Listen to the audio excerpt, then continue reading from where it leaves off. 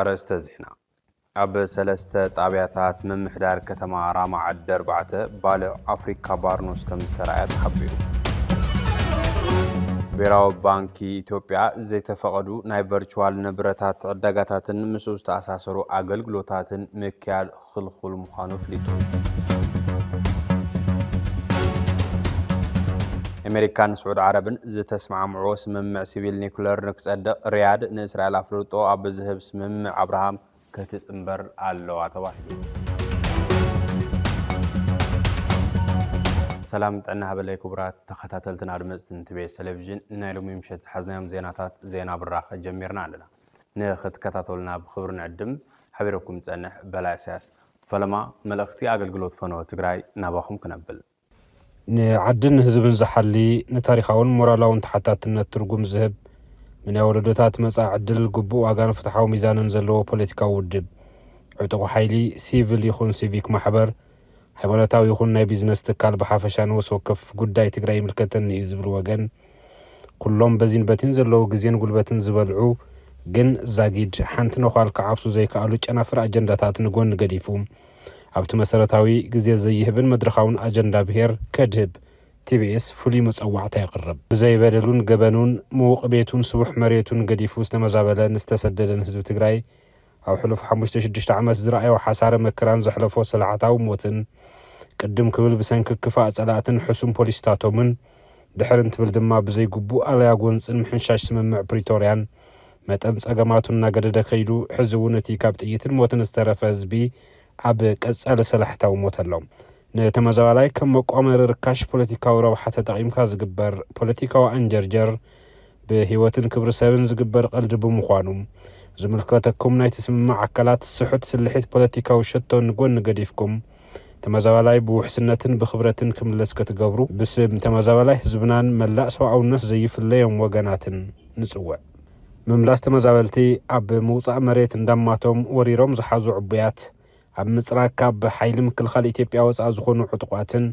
عب مفراس زي حقاو من محداراتن كمسرات كمزلو بمئمان زملكتكم أكلات كاب مملاس تمزاولتن لعل زخون أجندا بزي مهلاو كاب قوناو تخصن زي فرهال كنوصيخم عبزي كتدهبو نمحسن TBS TV ورقاوي إنك تحزنا الله سويل الجاكا برخا خي اتفاق فايل اللي مالتي إنك تحزنا نورنا يتسقها هفتي سينا حمشتا عامة قوصيرنا حشاد شاي عامة حزنا لنا سلازي إنك تحزنا الله أنا نوعلي إنك تحزني سويل الجاكا برخا خي اتفاق فايل اللي مالتي إنك تحزنا نورنا يتسقها هفتي سينا كالي إترافس زي تينداونا هاي راحو كنو عنا تيندا بجخات مهاونا الكيس من دلو مركز يلي فقدو يهزد كسلو كساع زوال عنا عنا تأمي نازلنا علاماتون يرأينا صوت قرن بوتانا يملسانا نحن عزي لما نازي وهو تازي كترف تخوينو ما بوتانا يملسانا صوت يقبر لنا زملكتهم أكالات صوت يقبر لنا مغنياتو أفتاز قدنا أنا سعرنا هنول هندا سعرنا هنول عز نورنا سعرنا هنول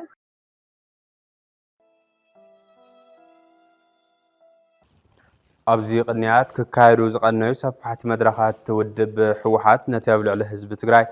أنصلالي زلو حرقان مبدا فلفل عاوي عاقمي انتبال بولك عدما تقاومتات يقرب لولو سومون أبا زي ملاء قزوشتي لعلي 7 تفراليو مدرخات مكادوم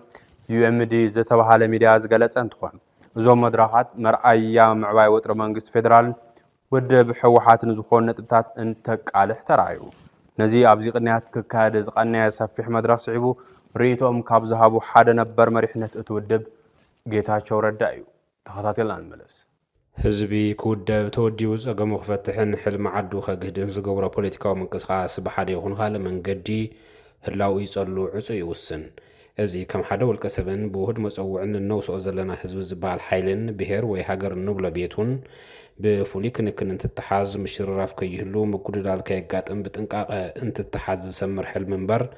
بتراجرحون سلفن زمص وصيت يكونن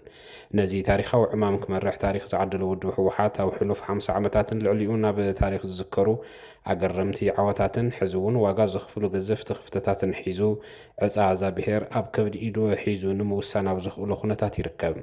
كابتوم غزف تخفتات تحدا وشتاو صقمو ناي مئلاي ناب حزب زنقر قرص صقم زولد سنفنان حمقن حدن تطقاسن انتخوان بعقمنا غدلكا بعدم معواي كابتنتي كسبلو معنتي نحزب تግራይ ዋጋ ዘخفل ዘሎ ጸገም ትውድብ ኮይኑ ዘልዮም ዝቕንያት ዝተርኣየ ተኸታታሊ መድረኽ ኣብ መንጎ ምጉልባት ዓቕሚ መኸተን ምድላው ካልእ ዙር ኩናትን ዝተወተፈ ተረኽ ኮይኑ ተሳኢለሎም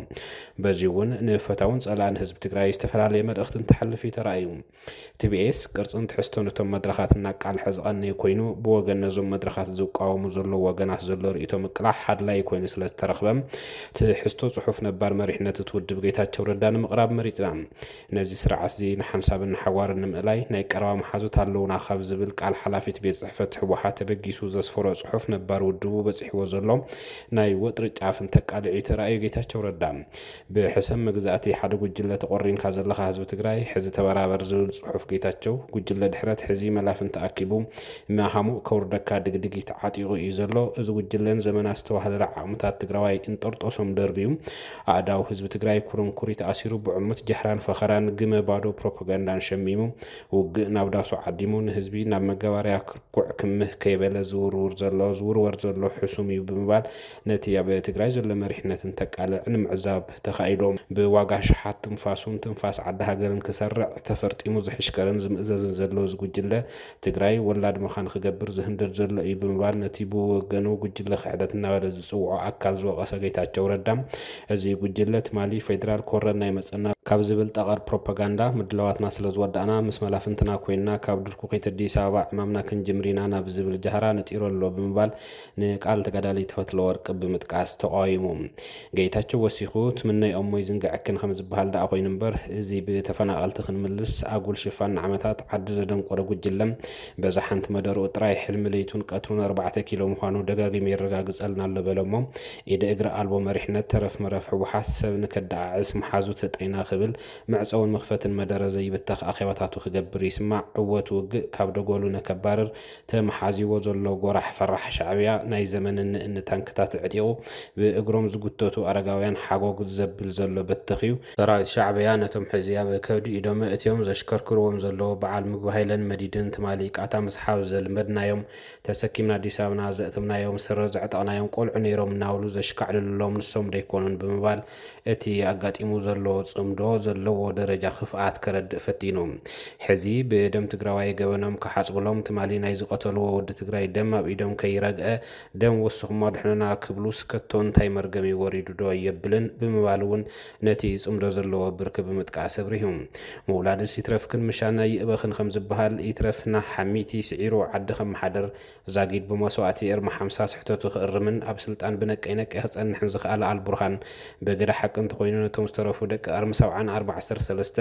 ኣብ ቤንሻንጉል ንኽጥጠቁ መጓዓዝያ ካብ ምቕራብ ሓሊፉ ብተኣምር ዘትረፎ ጥፍኣት የለን ብምባል ሰራዊት ሕወሓት ምስ ሱዳን ኣለዎ ዝበሃል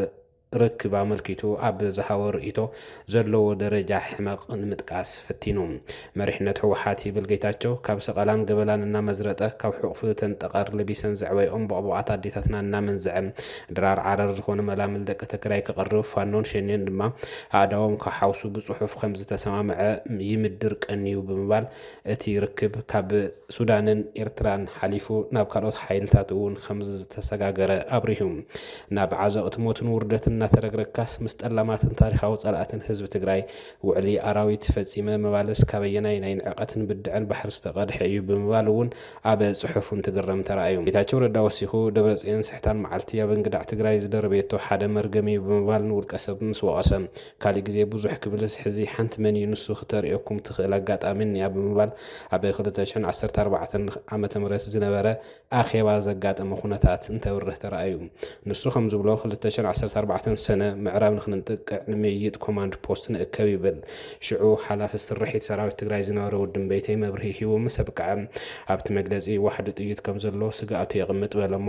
ጥይት ምቕራብ ሓላፍነት ፖለቲካዊ መሪሕነት ብሓፈሻ ሓላፍነት ደብረጽዮን ድማ ብፍሉይ ነይሩ ይብል ሽዑ ፈትለ ወርቀ ተቐዳዲማ ስብእነቱ ብዝፈታተን ቃላት ፈሪሕኩም ዲኹም ክትብል ደሃለት ብምባል ኣብቲ ኣኼባ ዘጋጠመ ኩነታት የብርህ ብወገነይ እቶም ወታደራት ስርሖም ከም ዝሰርሑን እታ ዝተረፈት ናይ ፖለቲካ መሪሕነት ተራ ምዃናን ክብርህ ፈቲነ ደስ ኣይበሎምን ድማ ይብልን ውት እንዳደን ድንቁርናን ካብ መስመር ምክንያታውነት ካብ ዘውፅኦም ሰባት እቲ ካልኣይ ደብረጽዮን ነበረሞ ሕቶ ቀጸለ ብምባል ደብረጽዮን ኣብቲ እዋን ዝነበሮ ቁመና ንምብራህ ፈቲኑ ጌታቸው ከም ዝብሎ እቲ ሕቶ ሽዑ ሎጂስቲክስ ንዝነበረ ንኣይተ ወይ ድማ ኣለም ሰገድ ሓደራ ነይሩ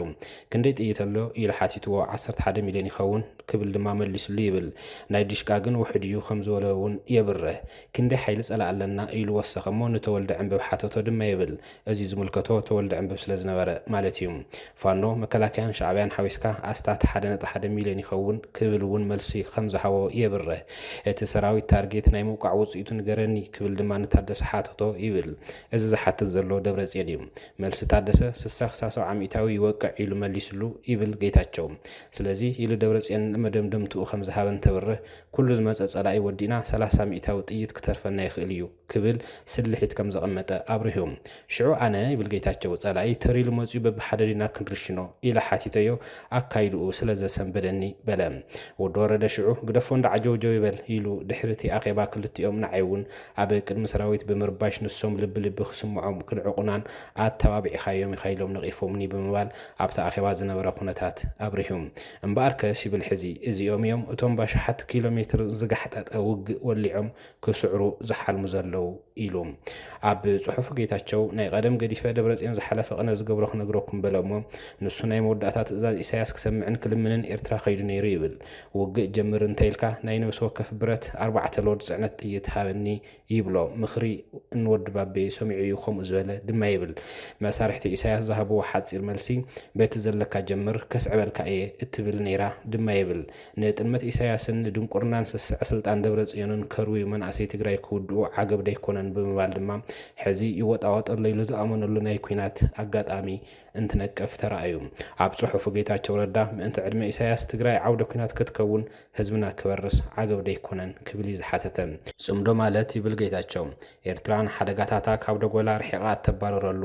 አልቡርሃን ድማ በደም ተጋሩ ሰባር ወንበሩ ዘጽንሕሉ ትግራይ በሓዊ እትናኸሰሉ መውስዎ ከይሲታት እዩ ኣብ ዓዲ ይኹን ኣብ ግዳም ተቆይጡ ኣብይ ወዲቑ ስተረኛ ማሕዳር ንክኸውን ዘንባሃቁ በለጸኛ ዝዕንድረሉ መቑሕዩ ጽምዶ ማለት ይብል ትግራይ ተጠቂዓ ተወፂዓ ሰብ ዘይጸሮም ጸተ ዓለም ወሪድዋ ኢሉ ኣብ ጎኒ ህዝቢ ትግራይ ንኽስለፍ ካብ ልቡ ዝህንፈጽ ዝነበረ ገባር ሰናያት ዓለም በሰንኪ ጽምዶ ልቡ ተደፊኑ እዚኦም ደኣ ባዕሎም ጸዋዕቲ ሕሰም እንዲዮም ኢሉ ዘርጊሕዋ ዝነበረ ኢዱ ንኽእክብ ዝገብር መሰሪ ይልፍንቲ እዩ እውን ኢሉ እቲ ንብርኮ ኩላ ውሽጢ ጌርካ ሰላሚና እንደዲልካ መጨራሒ ነይሩ ሕዚ ብቁሉዕ 4 ኪሎ ክንኣቱ ይበሃለለ የሎ ብምባል ኣብ ዘንሎም ቅነ ዝነበራ መድረኻት ዝተረኣየ ተረኽን ዝተሰምዐ መልእኽትን ነቒፉ ስለዚ እዚ ተሓታትነት ከይተጠብቆ ሰማይ ደጊፉ ዝሓድር ጉጅለ ምስቲ ትማሊ ቀቲሉ ክውደካ መጽኡ ዝተኾልፈ ደመኛ ጸላኢኻ ተላፊኑ ብሚልዮን ዝቑጸሩ ደቅኻ በሊዑ ዘጉስዑ ዘሎ ጸላእ ሰናይ እምበር ኣይናትካን ህዝቢ ትግራይ ስለዚ ካብ እንግዳዕኻ ደርብዮም ካብኦም ዝፈኩስ የለን ብምባል መልእኽቲ ኣመሓላሊፉ ጌታቸው ረዳ ወሲኹም እዞም ሰባት ንትግራይ ዓጻው ዘይብላ ገርገራ ንወለዲ ትግራይ ድማ ጠዋርን ቀባርን ዘይብሎም ምናምን የትርፍዎም ኣለው ተማሕጺንካ ይኹን ተማሃሊልካ ዝመጽእ ለውጢ ከይትጽበዩ እዞም ግብረ እካያት ዝለግስሉ ግዜ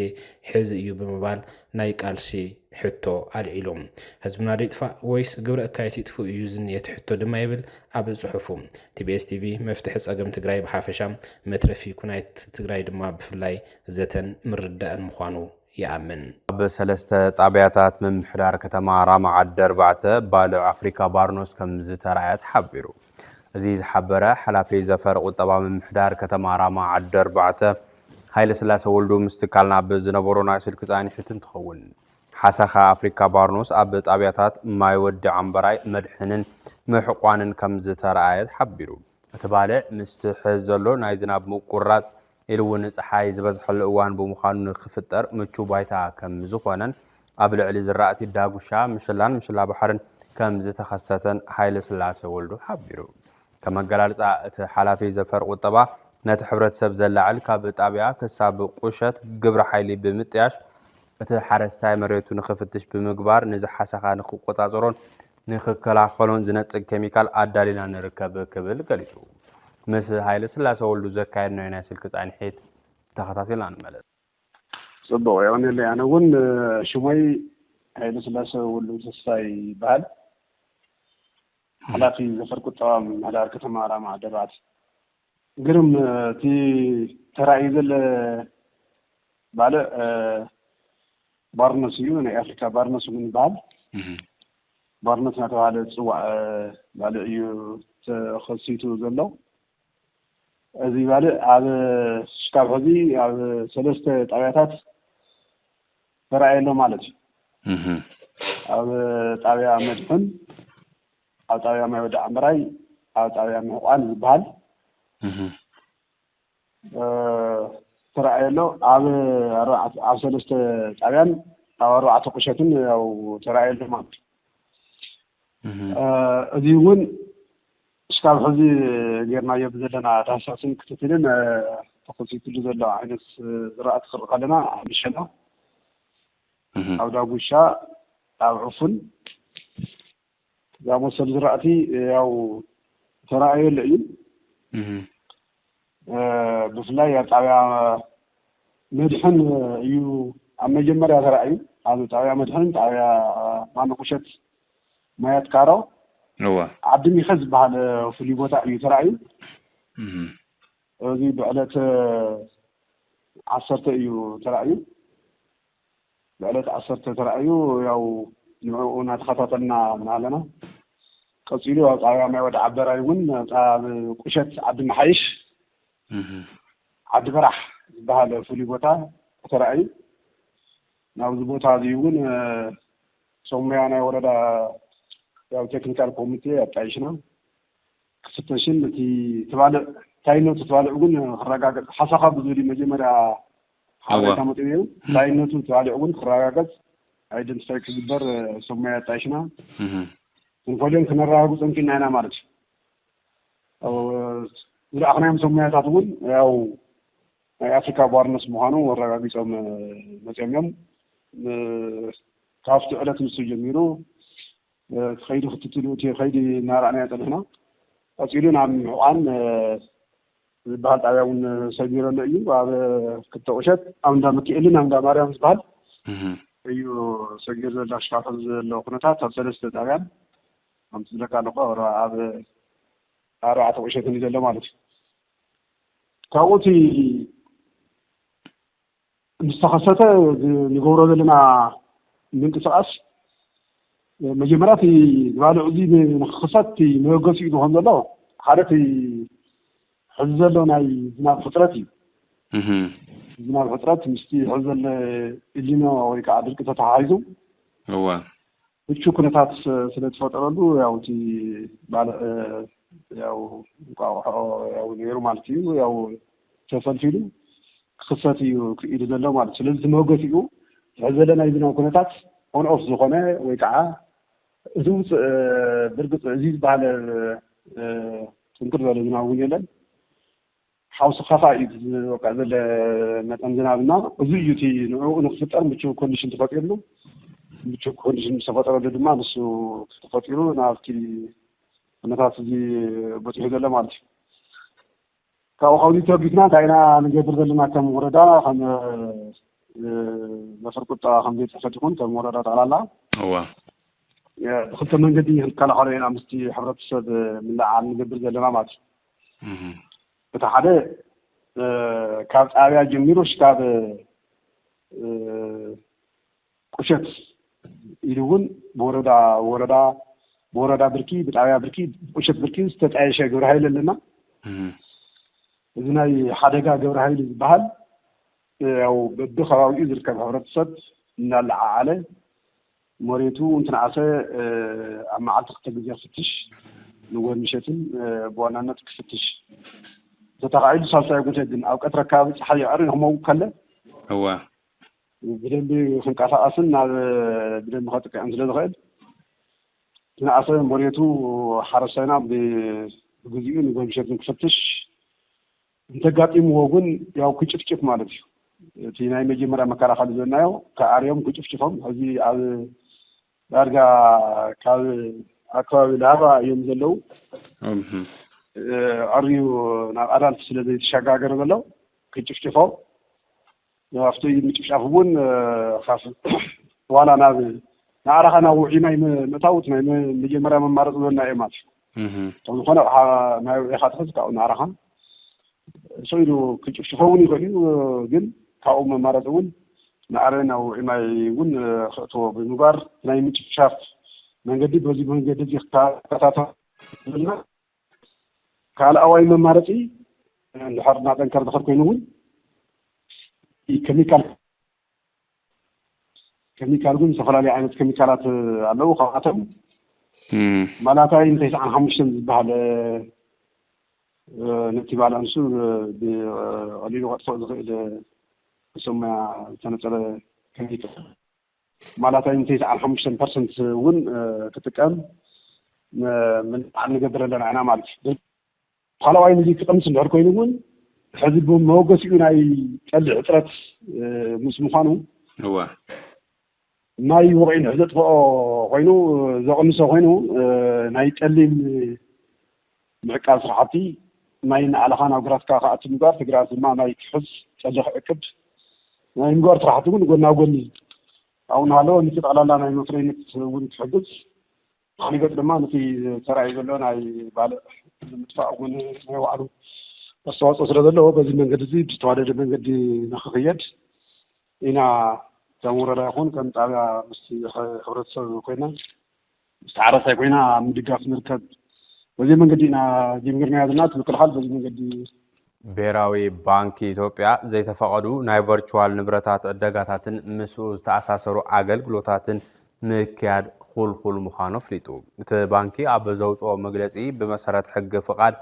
ካብ ዝተዋሃቦም ኣካላት ወፃኢ ናይ ቨርቹዋል ንብረታት ሽያጥን ግዛኣትን ምትሕልላፍን ምቕያር ዋጋ ሸርፍን ሓዊሱ ምስኡ ዝተኣሳሰሩ ኣገልግሎታት ምሃብ ከም ዘይፍቀድ ገሊጹ እቲ ክልከላ ንዲጂታል ገንዘብ ማለት እውን ዲጂታል ካረንሲ ጥራሕ ዘይኮነስ ምልዋጥ ዕዳጋን ምትሕልላፍን ናይ ቨርቹዋል ንብረታት ከምኡ እውን ንዝኾነ ዓይነት ምትዕድዳግ ዝውዕል ፋይናንሳዊ ኣገልግሎት ምሃብ ከም ዝሓቆፈ ገሊጹ እዞም ተግባራት ምጭብርባር ገንዘብ ምጥላፍ ዲጂታላዊ ስርዓታትን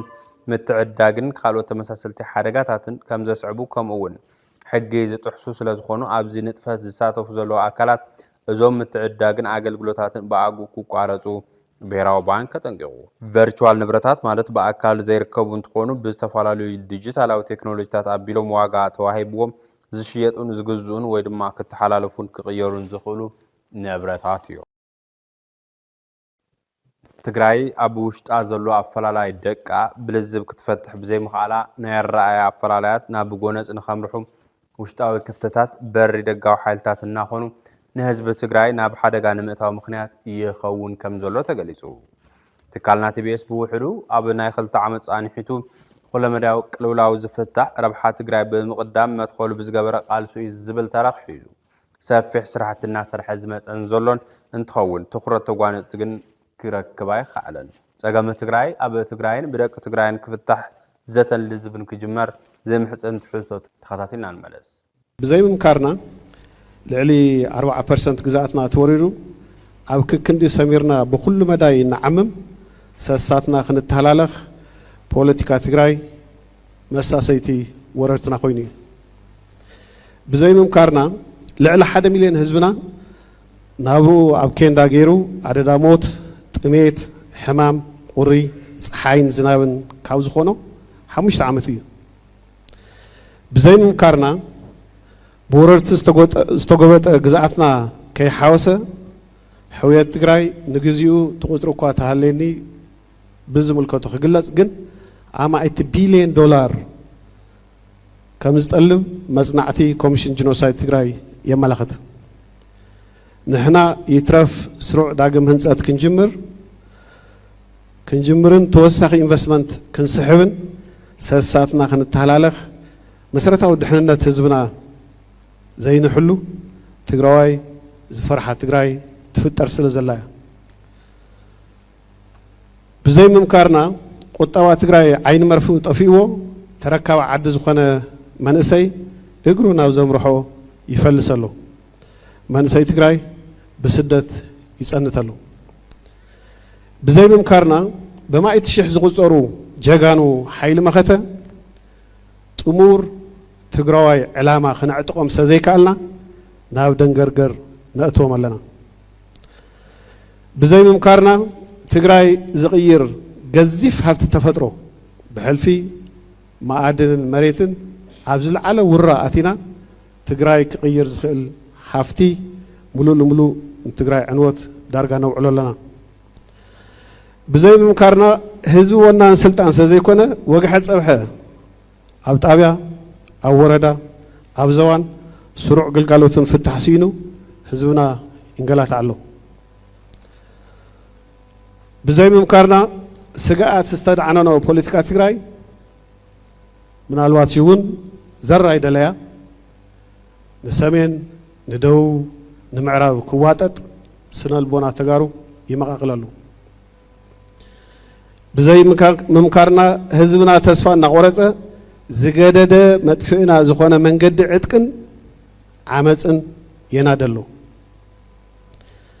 ብዘይ ምምካርና ጥፍኣትና ዝምነዩ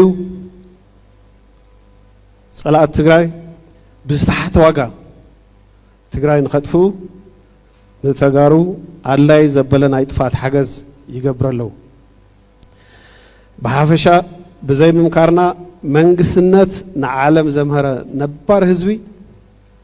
ብስልጣን ጥቕምን ኣነነትን ዓዊርና ሰሳትና ክንባላዕ ናብ መንግስቲ ኣልባነት ነምርሕ ኣለና ስለ ዝኾነ እውን ዘተን ምርዳእ እንተጋሩ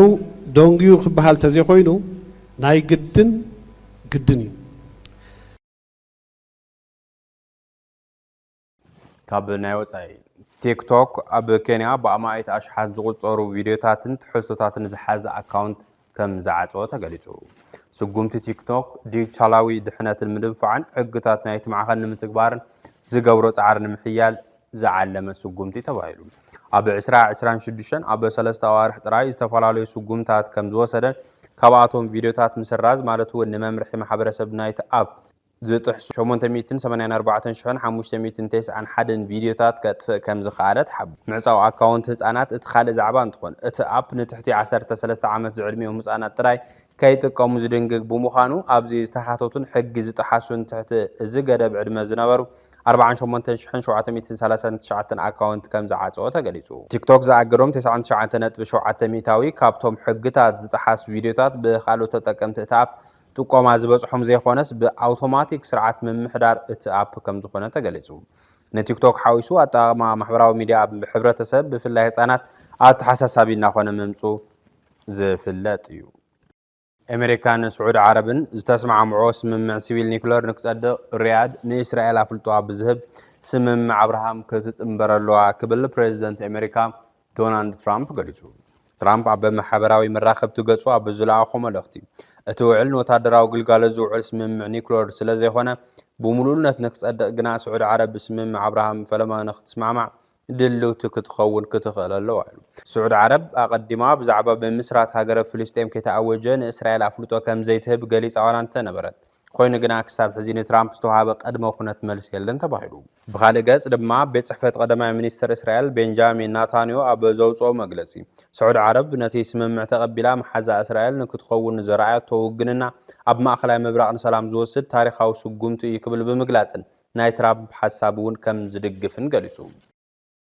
أبو موداتا TBS TV ناب أير كابزوس أولو علت جميروك ساب زعلت ببورحو حدش نايت خورة أنفتنا قرصة زيناتاوتن مرباتنا أبز مرز أخورنا عفريو إننا فنو مزيولو أبزي حزنا زلنا ورح حامل دما قاندت خورة تكالنا أب مهدا وطري ويديسكاليشن زرهبا كخوني زي فولي نايت خورة أنفتي بسعب تستو كنا العلوينا تخطاتيلا نملر ያው ሕዝት በዋናነት ክርአ ዝግባእ ነገር ታዩ ዞም ጥሕሰታት ሕጊ ስለ ዘለው እዚኦም በአንጻር ሕጊ ክንሪኦም ከለና መንግስት ሰራሕተኛታት አዋጅ ዝምልከት ብዝተፈላለዩ ደንብታት ዝተቋቋሙ ሰራሕተኛታት ዝምልከት ደንብታት ኣለው ዝኾነ ይኹን መንግስት ሰራሕተኛ ደሞዙ እንትሕርዳ ሰሪሑስ ክኽፈል ከም ዘለዎ እዮም ዝድንግጉ ኣይኮነን ሙሉእ ብሙሉእ ክቋረፅስ ዝተወሰነ ክፋል እኳ ክቁረፅ ኣይኽእልን ብዘይካ ናይ ቤት ፍርዲ ትእዛዝ እዮም ዝውልቶም ሕግታት እዚ ጥሒሱ ምስ ዝርከብ ከዓ ዝኾነ ኣካል ተሓታቲ እዩ ተሓታቲ ክንብል ከለና ዝኾነ ይኹን መንግስታዊ ኣካል ይኹን ካልኦት ትካላት ነቲ ሕገ መንግስትን ነቶም ሕግታትን ናይ ምኽባር ማንዴት ኣለዎም ሓላፍነት ኣለዎም እዚ ጥሒሶም ዝርከቡ እቲ ሰብኣዊ መሰል ናይ መንግስቲ ሰራሕተኛታት ምጥሓሱ ጥራሕ ዘይኮነስ ጠቕላላ ሕጊ ናይ ተዓዲ ኣብ ተግባር ስለ ዘይውዕል ነቲ መንግስቲ ይኹን ነዚ ህዝቢ ንምብታን ዓብይ ኣስተዋፅኦ ስለ ዘለዎ ኩሎም ዝምልከቶም ኣካላት ማሕበራት ይግበአና እዩ ምልከተና እዩ ባህልቲ ነዚ ሕጊ እዚ ንኸይጠሓስን መንግስቲ ሰራሕተኛታት ፀገም ንኽፍታሕን ግደኦም ክፃወቱ ፃውዒተይ ከቕርብ ይደሊ ሰላም በለኺ ክልተ ደቅና ነዋዲኺ ውልድን ዋላደን ነባሊዒ ዓዲ ዓወት ነይሩ ዓዲ መርዓ ዓዲ ዓበይቲ ዓዲ መንሰይ ነይሩ ዓዲ ቆልዓ ዓዲ ተስታይ ነይሩ ዓዲ ጣዓ ኣንታ ዝኩሉ ናበይ ኣሎ ህዝብና ሰላም ይበል ኣሎ ክቡራትን ክቡራንን ዜናታትና ክትከታተልዎ ፀናሕኩም ይመስል ነይሩ ምስ ተረፉ ካልኦት ምድላዋት ቤስ ሓቢርኩምና ፅንሑ ሰላም